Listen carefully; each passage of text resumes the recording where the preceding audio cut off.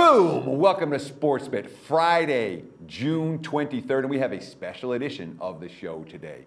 We've been doing NFL team previews throughout the month of June on SportsBet. We've clipped them together here for you with team previews from the AFC East. All four squads broken down based on this year's season win totals. Check it out right now. Enjoy the show. Miami Dolphins, win total 7, over 150 in some spots, or 7.5. Last year, 10-6 straight up, made the playoffs. 9-7 ATS, 12-4 to the over. They got off to a slow start, and they came on the rest of the season after the slow start behind Gase. Mainstream stats: 25 takeaways, 23 giveaways, +2 margin, pretty much league average. Offense, 5.8 yards per play, top 10 in the NFL. 4.5 yards per rush, that's 8th. 7.5 yards per pass, that was 7th. The defense, 88.8 QB rating allowed, middle of the pack. 33 sacks, right around league average. 4.8 yards per rush allowed, tied with the 49ers for dead last.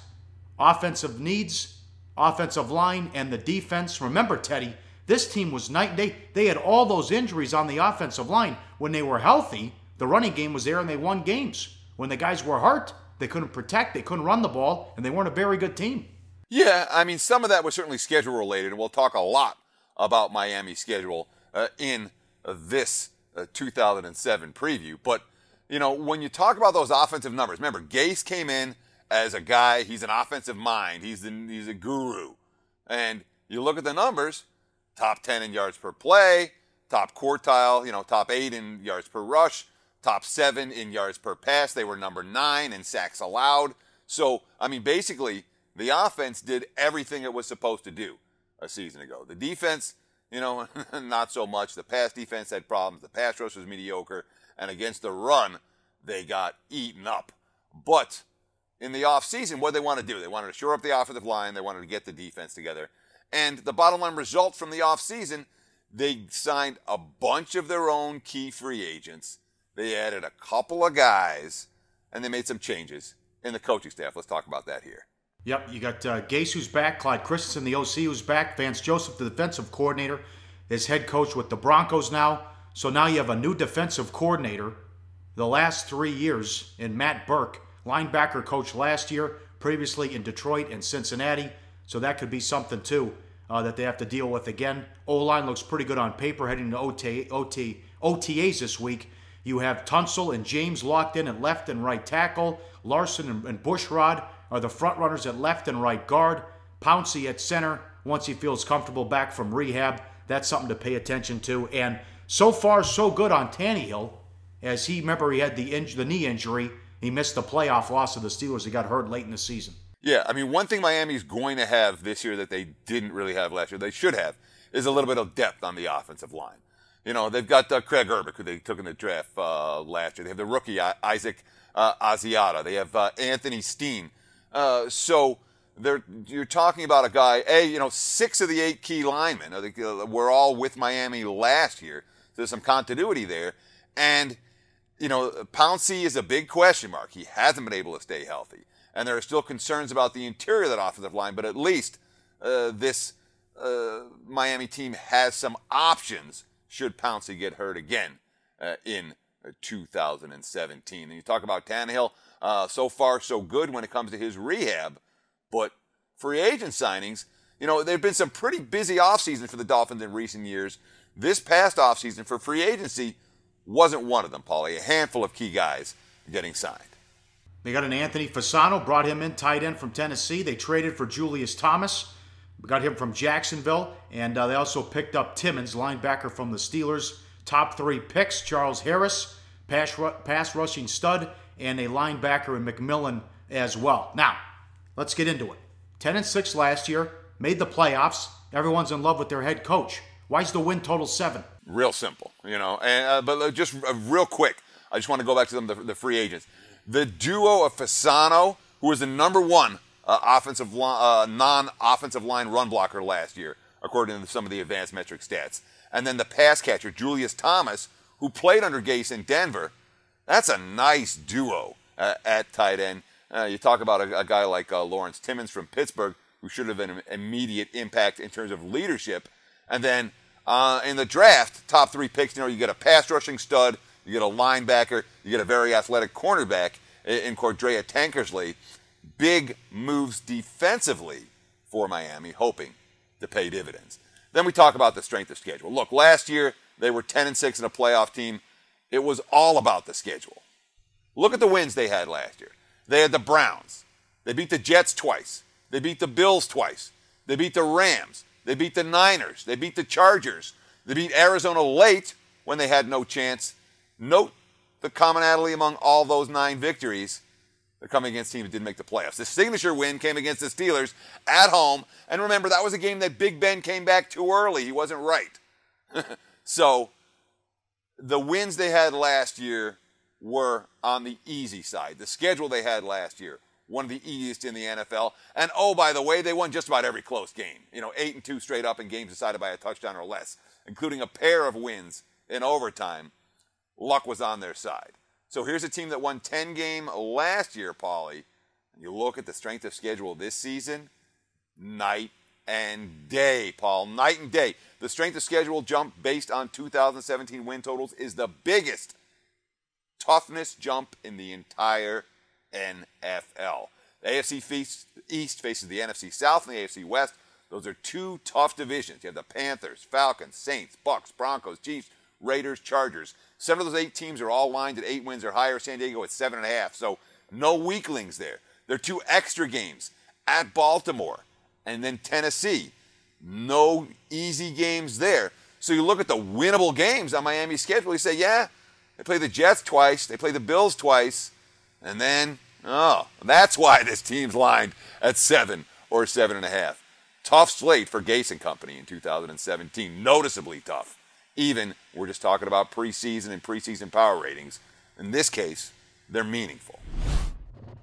Buffalo Bills, win total 6.5, over 135. Last year, 7-9 straight up, 6-10 ATS, 12-4 to the over. How about that? 4-2 start, including wins over Arizona and New England. I know Brady wasn't there in Garoppolo, but despite Roman getting fired after week 2, 6-5 heading into December. They also had that huge Monday night loss in Seattle when they had 1st and goal to win the game and couldn't cash in, but they were live for the playoffs. A 1-4 stretch to end it. The lone win at Cleveland. Rex Ryan out the door. I mean, this is a Bills team that was favored in half their games last year, Paulie. 8 times they were chalk. They went 3-5 against the spread in those contests. Just 2-6 straight up in games decided by a touchdown or less. In fact, just 1-5 straight up in games decided by less than a touchdown. So when it came to close games, their failure in Seattle was not the only one. They repeatedly came up a little bit short trying to win the tight ones. They couldn't do it a season ago. Now, you look at the key stats. 18 takeaways, 12 giveaways, number 2. Plus 6 was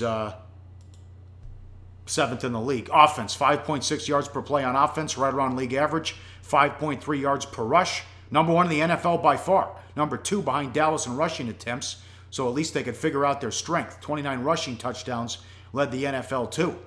6.9 yards per pass, below average, and 29th in sacks allowed too. Defense, 85.9 QB rating allowed was 11th.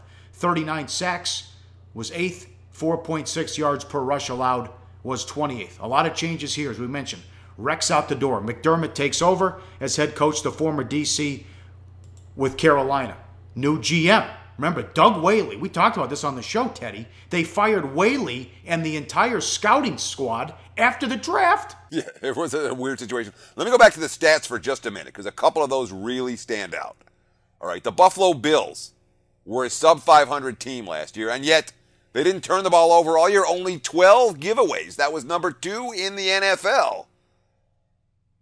I don't think that Buffalo's going to only have 12 giveaways this season. That's a concern right off the bat. I mean, you talk about a team that was number 1 in the NFL in yards per rush. I mean, way ahead of Dallas. You know what I mean? And it says so clearly the NFL is not a run-first league. But all of the stats with Buffalo, all of them, they were decent on defense. Decent in terms of the pass pressure. Decent in terms of the opponent's QB rating allowed. They weren't particularly good in terms of their own yards per pass, but the stats were not stats of a squad that was non-competitive. And they weren't competitive a season ago. Didn't matter for Sexy Rexy, obviously, but now we're talking about a guy named Sean McDermott, the former Panthers defensive coordinator. And the early reports on McDermott is that, quote, number one, he's a detail guy. And number two, he's working on everything up-tempo. Quote, this is from the new GM, Brandon Beane. He's going to want everything regimented out. We're going to be bam, bam. We're not going to be walking around the field. We're going to run from this drill to this drill, from this period to this period. You're going to see that. That's how he's wired and what he's used to. And we've already seen that from the Bills in their first OTAs this offseason. But it was a really weird situation with that, Whaley. And it wasn't just Whaley getting fired. The entire scouting staff got fired one day after the draft. And the reports out of that draft room, Paulie, say, was very awkward with McDermott making changes to Whaley's draft board. The new GM, as we said, Brandon Beane, but new offensive and new defensive coordinators as well. Paulie, a lot of changes for the Bills in terms of their coaching staff. Yeah, also something to watch. If they get up to a hot start, they better, because McDermott took out the pool table and the video games. I wonder how that'll play in the locker room, especially if the players don't like them and they get up to a slow start. New OC is Rick Dennison. Didn't exactly wow the NFL as the Broncos OC under Kubiak, and also with the Houston Texans. Leslie Frazier, the defensive coordinator, former Vikings head coach, also then Tampa Bay DC. Last year, the secondary coach in Baltimore, so he's moving in the wrong direction. They are transitioning back to a 4-3 defense. Tyrod Taylor coming back. I would say underrated. 7th in QBR 2015, 9th last year, ahead of Roethlisberger, Rivers, Wilson, Carr, Newton, Flacco, Palmer, and Dalton. Top off-season needs, wide receiver, corner, outside linebacker, DB, and offensive line. They're saying Watkins has been re-energized in the off-season workouts.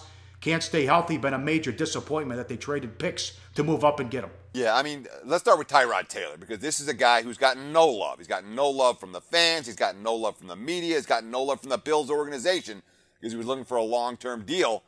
And yet, we're talking about a guy who's been top 10 in QBR in each of the last 2 years. And he's done it with a spotty offensive line and a really up-and-down receiving core. So, I mean, you talk about Sammy Watkins being re-energized in off-season workouts. This is a guy that caught 28 passes, 430 yards last year, and Tyrod Taylor still finished number 9 in QBR. I like the move to re-sign Taylor, and certainly if they're going to be better this year, Sammy Watkins is going to have to be a big part of it. But they opened up the checkbook a little bit when it came to free agency, Paulie. A couple of moves that I think will help them. Micah Hyde comes over from Green Bay to shore up the secondary, replacing Gilmore, who went to New England. Poyer brings safety help from Cleveland as well. And they also signed a fullback, DeMarco, from Atlanta, who's arguably the best blocking fullback over the past 2 seasons. With that number 1 rushing attack, it should flourish in Dennison's offense as well. They signed Tolbert because McCoy was miserable in short yardage situations as well. What do they do in the draft, though? Well, top 3 picks. I mean, you get Tre'Davious White from LSU. After they traded away, remember they had the number 10 pick. They traded down. Nice move. And I think he'll be the one that ends up actually replacing Gilmore. But he's a cornerback who should start right away as a rookie. In the second round, they get Zay Jones from East Carolina. He's another guy who was expected to start as a rookie, an impact receiver. And their second pick in the second round, Deion Dawkins, the guard out of Temple, who is the third guy with the potential to start right away for the Buffalo Bills. All right, what do you have on the schedule? Well, this is the thing that I dislike the most about the Bills. There's a lot to like about this team. I like the QB situation. I like the coaching change. They're not starting from scratch. It's not a tear-down, rebuild type situation. And normally you find value with teams like that. You like to bet them over their win total. But from a strength of schedule standpoint, it is a disaster for the Buffalo Bills. Last year, much easier than average based on teams' records. This year, much harder than average based on 2017 win totals. So along with the Miami Dolphins, we're talking about the 2 biggest jumps in strength of schedule between last year and this year. The AFC East faces the NFC South and the AFC West. And the thing about those 2 divisions, no bad teams. 7 of the 8 teams in those 2 divisions are lined at 8 wins or higher, and San Diego's at 7.5. There's no weaklings. And there are 2 extra games at Cincy and Indy two teams that are both expected to be better than they were a season ago. So what do you think? Gun to head under? I don't. You know, I like the roster. I don't like the schedule. Bills are going to be a clear pass for me. The champs opened 11 with their win total to South Point. Other openers 11.5. Now up to 12.5. Under minus 120. 14-2 last year straight up. 13-3 ATS. And then 3-0 ATS in the playoffs too. How about that? 10-6 to the under as well. I don't know why they opened it up so low. But they think, well, Tom Brady going to be 40 years old. At some point he'll drop off. Not the case, but look at this. The defending champs have won 14, 12, 12, 12, 12, 13, 14, 10, 11, 16, 12, 10, 14, and 14 wins the last 14 years. Hard to bet under given those numbers. And worth noting, at 12.5 wins, the Patriots would be 6 overs, 8 unders the last 14 years instead of 12, 1, and 1 to the over. That was historic, Teddy, what they did ATS last year winning the Super Bowl. Sure. Now, there's a lot of points to talk about here. And I want to go back to something we said earlier in the show about the Cavs and them laying 10 on the road at Boston. The markets adjust. So, yeah, Cleveland's won all those games in closeout situations, but the point spread just keeps on going up and up and up, and you're not getting the same type of lines now to back the Cavs in a closeout game as you were 2 years ago. So here's New England, okay? And all they've done is cash over bets, over. 12-1-1 to the over the last 14 years. I did cash an under ticket with them the 1 year where they stayed under, and I think that was by a hook. But the totals haven't been this high. You don't see totals of 12.5 in the NFL. At 12.5 wins, at the current number, the Patriots, the best franchise in the league, would have cashed 8 unders and only 6 overs in the last 14 years, Paulie. That is significant. And when you talk about a squad that is the most public team in the NFL and the defending Super Bowl champs, and they went 13-3 against the spread last year, and then 3-0 against the spread in the playoffs, so 16-3 against the spread for the season, this is not a team you're likely to find many point spread bargains with. I know the Patriots have been really good, and everyone loves their offseason. We'll talk about it right here. But, man, 12.5 is too high, Paulie. It legitimately is. And I understand why the markets have to price it that way, but it matters. You know, the number itself matters, and 12.5 is the highest win total that we've seen in quite some time. Only 3 games decided by less than a touchdown. The Super Bowl, the late game against the Jets on the road when they took a knee 3 times, first and goal from the 3, and then week 1 against Arizona with Garoppolo. Mainstream stats, 23 takeaways, 11 giveaways, plus 12 margin. That was 3rd in the league. Offense, 5.9 yards per play on offense. That was 6th in the NFL. 3.9 yards per rush, 25th.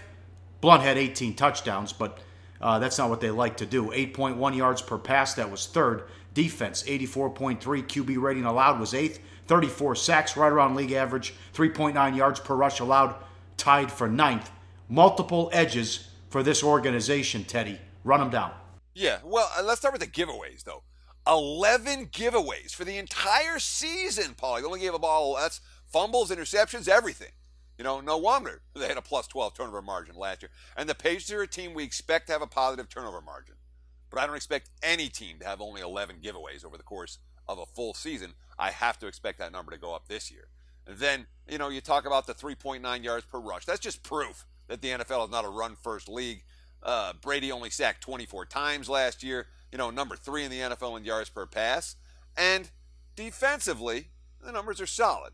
But when you talk about the edges, and these are not edges that you're going to find when you look at personnel.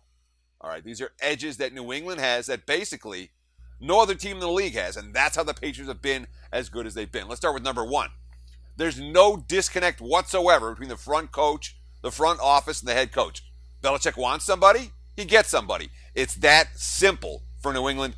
It's not that way in any other team in the National Football League, Paulie. And then you have veterans, you know, veterans who are chasing a ring. They're willing to sign New England for it. What did they get Chris Long for last year? $20? That doesn't happen in Miami. That doesn't happen in Buffalo. Ring chasers will sign with the Pats at below market rates. You know, and then what else do we have? We have the division. The AFC East has been a weaker division, literally a weaker than average division for decades. I went back to 2002, and every single year, Paulie, since 2002, the Patriots have had a winning record, 4-2 or better in division. Lots of years 5-1, lots of years 6-0. So it's a weak division. 4, the quarterback's not chasing money. Okay, Brady has made $196 million in football earnings, plus God knows how much in endorsements. He has a cap-friendly contract, ton of deferred money. The salary cap hit on New England for Brady last year was $13.7 million. That was $3 million less than the Niners paid for Colin Kaepernick and the Bears paid for Jay Cutler. It is an ultimate team-friendly contract, and that allows New England to spend their money to sign another player. And last but not least, the coaching staff continuity. Belichick doesn't make a lot of bad hires, and basically every impact coach from last year's team returns again this year. This isn't a team that's leapfrogging from system to system and multiple coaches and multiple coordinators, and these are all inherent advantages for New England, advantages that other teams just don't have. When his wife was modeling, she made more than him, and it wasn't even close about Brady. How about that? Now, I had Trey Wingo on the VSiN show I do, and he said, hey, no one had a better offseason, and he's right. After winning the Super Bowl, they get Gilmore. They also add Gillislee. They kept Butler and Hightower. They traded for Brandon Cooks and Dwayne Allen. They're already stacked at wide receiver. The last thing they needed was another weapon like Cooks. They lost some people, though. Logan Ryan, but they replaced him with Gilmore. They got rid of Bennett, who went to Green Bay, replaced him with Allen as well. And then if something happens to Brady or they decide to move on, they still have, down the road, they still have Garoppolo to step right in and take over for him. And a lot of people in football love Garoppolo. What do you have on the schedule? The last thing about the Patriots before we get to schedule is, of course, the draft. I mean, with all those trades, when you're trading for Brandon Cooks and you're trading for Dwayne Allen and all of that, they basically had very little left for the draft. They only made 4 picks, and they were all on the lines, 2 on the offensive line, 2 on the defensive line. So not necessarily an impact draft for New England, but when it comes to veteran talent, no question, this team is loaded. And, of course, they do have that Garoppolo chit if they choose to cash it. Now, from a schedule standpoint, last year, surprise, surprise, and it seems to happen a lot with New England because they get to beat up on their own division. They played one of the weakest schedules in the NFL in 2016. This year, it's much closer to at least a league average schedule. Not tough. It's still not tough because they play 6 games against AFC East foes that are all lined as sub-500 squads. And, you know, the AFC East faces the NFC South and the AFC West. Those are 2 relatively tough divisions. 7 of the 8 teams lined at 8 wins or higher. San Diego at 7.5. So they're all right there. And there are 2 extra games, both against quality teams, Houston and at Pittsburgh. A weird scheduling dynamic in this regard, Paulie. There's only one home game, only one game in Foxborough for New England between Halloween and Christmas Eve. Have you seen that before? They play 5 out of 6 on the road. Yeah, with a bye in the mix, too. Yes, I have seen it before. They do have a 1 3-game road trip. Doesn't happen a lot. The bye's week 9. They go at Denver, at Mexico City for the Raiders, Miami at home, then at Buffalo, at Miami, at Pittsburgh. There's no bye in there. I know. It's a tough spot. And look, the road slate out of division, you have the Bucs, the Texans, the Saints, the Broncos, and the Raiders in Mexico City. That's not easy. You know, that's not a joke. Again, we're still talking league average based on the overall strength of the overall schedule situation, but it is not a spot for where you're going to look at New England and say, yeah, this schedule is really easy like it was last year. It is a good notch or 2 tougher, regardless of how much you love their offseason moves. All right, tomorrow, hopefully we're previewing the finals, and we'll also preview the Jets. Peter King thinks they're the worst team in football coming up. Money time.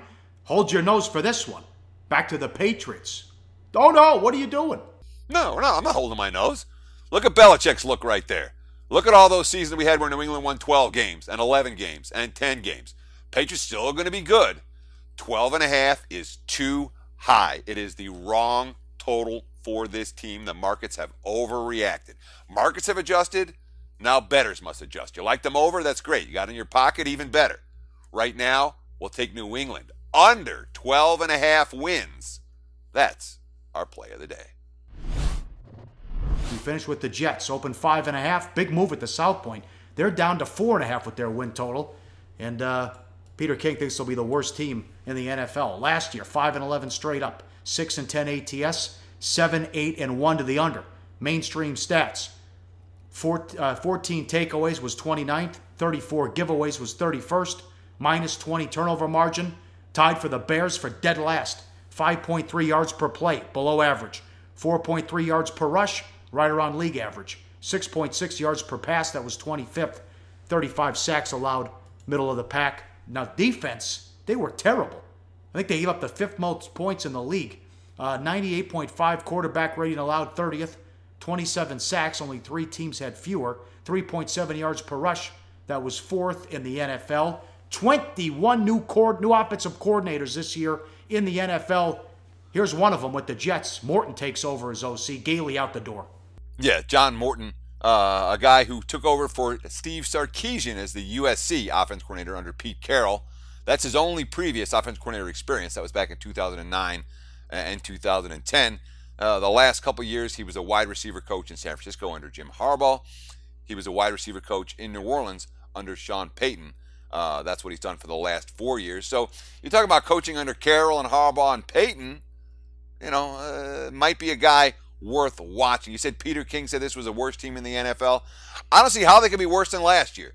And last year they won 5 games. Look, they were minus 20 in turnovers last year. You say the defense stunk. Hey, they stopped the rush. The defense isn't going to be worse than 30th in the NFL against the pass, an opposing QB rating. I think they're going to be better than having 29th in sacks defensively. What if they throw Hackenberg in there to see if he can play? I mean, if they get off to a slow start, maybe they're looking at a number 1 pick, and they have to decide if they want to go quarterback. You took Hackenberg in the 2nd round. The guy's got to get on the field at some point. He probably will. But look, so these are all things that were horrible about the Jets last year. Another thing was horrible about the Jets. There was a terrible locker room. Okay, nobody liked anybody. There was a disconnect all over the place. We've already seen the quotes coming out of New York, Brandon Marshall being gone. Bye-bye. Ryan Fitzpatrick. That was a nasty dispute that he had with the front office. It carried over in the locker room. It carried over the whole team. Look at this quote from Matt Forte. Being in that locker room and going through that season, we know what the issues were. We identify those issues as a group and meet with the coaches and talk about how do we change that? How do we change the culture in the locker room? How do we change the mistakes we made last year? He said that team leaders have conducted, quote, a lot of meetings with the coaches in the off season to try to fix these problems. Quote, there's a difference between playing next to somebody and playing for them. I always say that to guys. Like last year, we were in the middle of the season and things weren't going well. We were at practice and I was like, guys, everybody out here is an individual and we're just playing next to the guy. Do you really know that guy? If I'm playing next to you instead of for you, I really don't trust you. So the locker room stunk last year. It can only get better. The turnovers were as bad as it was in the NFL on both sides. That can only get better. Yes, the Jets jettisoned a ton of big-name talent. We'll go through some of the veterans they jettisoned. And yes, their quarterback rotation is Josh McCown, Christian Hackenberg, and Bryce Petty. Not pretty. On paper, obviously one of the weakest in the NFL. But I'm telling you, they're not going to be worse than they were when everyone hated each other a season ago. Well, at least not unless Todd Bowles all of a sudden is a lame duck head coach. Yeah, that's true. Quits on the team he could be gone in the middle of the season. They got a gift. Adams fell to them at number 6. He went to the team facility and they said, what are you doing here? There's no way you'll be around when we pick. Well, they got lucky and he was there. They also took May, the safety, out of Florida as well. What do you have on the strength of schedule? Well, just real quick, I want to talk about the offseason because the reason that everyone's going to hate the Jets is because they cut a bunch of big-name players, I mean, whether it's Nick Mangold that you talk about and the guy who's replacing him, Wesley Johnson, 9 starts to his name in 3 seasons. Brandon Marshall gone, Ryan Clady gone, Darrelle Revis gone. The only high-priced guys they've got left, Matt Forte, Eric Decker, who's always been hurt, and the nickel corner Buster Screen, who is a nickel corner. But they did a lot of things right in the draft. They traded down a bunch of times. Their offensive line is going to be better this year, even without, they replaced Clady with Kelvin Beachum. He wasn't effective in Jacksonville, but Clady has never been any good there. And they were able to re-sign a couple of veterans. I think the OL will be better. Todd Bowles, quote, You don't rebuild, you just build. Every year, whether you win or lose, you just build and keep building. We lost a lot of names. We lost a lot of named players. Mangold, Revis, Brandon. We lost a lot of guys who had a lot of production. But that doesn't mean the other guys can't play. It just means they haven't made household names yet. I'm excited about the young guys. Of course, who'd they sign in free agency? Well, they got the Steelers, Morris Claiborne. They got Morris Claiborne, who can't stay healthy, and Kelvin Beachum, who wasn't good in Pittsburgh or Jacksonville. All right, agree to disagree. I think they're going to stink. Strength of schedule. Right around league average last year. Right around league average again this year. AFC East faces the NFC South and the AFC West. That is tough. Two tough divisions. Panthers, Falcons, Saints, Bucks, Broncos, Chiefs, Raiders, Chargers. 7 of the 8 lined at 8 wins or higher. Chargers at 7.5. The 2 extra games, Browns at home and at Jacksonville. And I believe they do not, yes, they do not get a prime time game too. Thank you, NFL. Great job. Yeah, not even many. Oh, no, they get the Thursday night game against Buffalo. But one Thursday night. Okay, just one. Yeah, but every team gets a Thursday night game. From a scheduling standpoint, the Jets are completely and utterly nondescript. There's no significant change from last year. It's not overly tough, but it's certainly not an easy. And of course, being that they're the team that's aligned with the lowest win total in the division, no surprise their schedule grays out as slightly tougher than anyone else. But here's the last question about the Jets. You hate this team. If you were Todd Bowles, you'd rather have been fired after last year and caught on to somebody's defense coordinator this year, or you got to coach this bunch? Well, last year, I think there's hope. I think the Jets are going to cover some numbers. I don't know if they're going to win a lot of games. I think they're going to cover some numbers. I think the markets are too low on a team that's not going to be worse than they were a season ago. Hey guys, you've watched it all the way to the end? That means you liked it. Please, can you give us a like, a share, a comment? Heck, you can even call me. Thanks for the feedback. Appreciate it. Thanks for watching SportsBit Betting Insight Today.